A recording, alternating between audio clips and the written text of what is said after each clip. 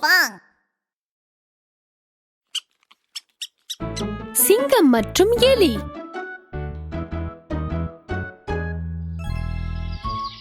ஒரு கோடை நாளில் ஒரு சிங்கம் வயிறார உணவை அருந்திவிட்டு இளைப்பாறியது.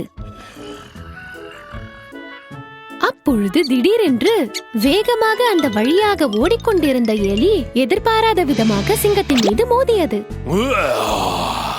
உனக்கு என்ன தைரியம் இருந்தா என்ன இப்படி அலட்சியமா எழுப்பி இருப்ப?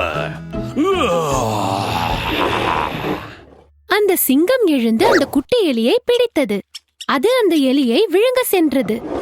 அதனால் பயந்து அந்த குட்டி எலி சிங்கத்திடம் மன்னிப்பு கோரி மண்டியிட்டது. சிங்கராஜா, தயவு செஞ்சு என்ன விட்டுருங்க. என்னைக்காவது ஒரு நாள் என்னோட உதவி உங்களுக்கு கண்டிப்பா தேவைப்படும். தயவு செஞ்சு விட்டுடுங்க. சரி, எனக்கு தெளிவா சொல்லு. உன்ன மாதிரி குட்டி எலி என்னை போன்ற பெரிய சிங்கத்துக்கு எப்படி உதவ முடியும்? சரி விடு, ஏற்கனவே என் வயிறு நிரம்பி இருக்கு. அதனால நான் உன்னை இப்ப விட்டுடுறேன். அந்த எலியை கீழே விட்டுவிட்டு சிங்கம் சிரித்துக் கொண்டே சென்றது.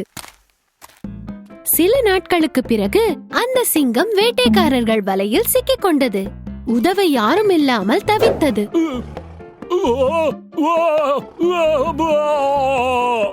உதவி, யாராவது உதவுங்களே!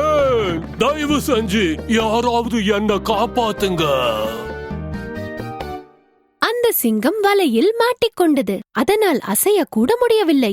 அப்பொழுதுதான் அந்த குட்டி எலிக்கு சிங்கத்தின் அலறல் சத்தம் கேட்டது.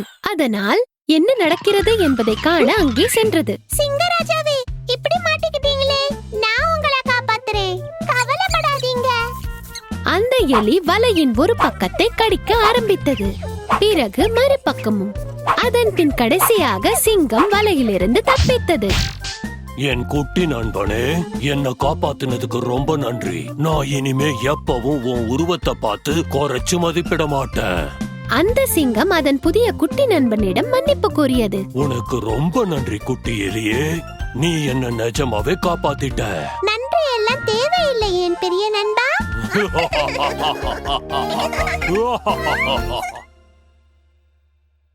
Hey guys, did you like our video? Don't forget to click subscribe. Search for Ping Pong on YouTube.